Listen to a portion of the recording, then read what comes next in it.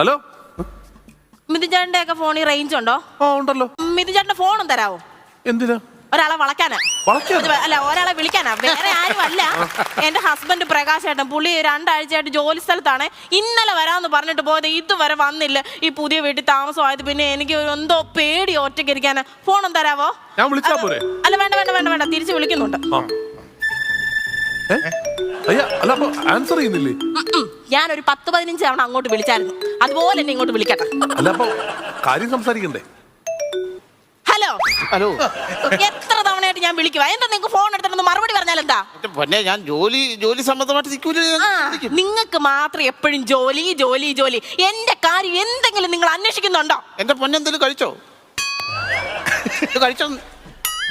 നീ വാ തുറന്ന് പറയാൻ കഴിച്ചോ? എത്ര തവണ ഞാൻ കണ്ണടച്ച് കാണിച്ചു, ഞാൻ കഴിച്ചില്ല കഴിച്ചില്ല കഴിച്ചില്ല.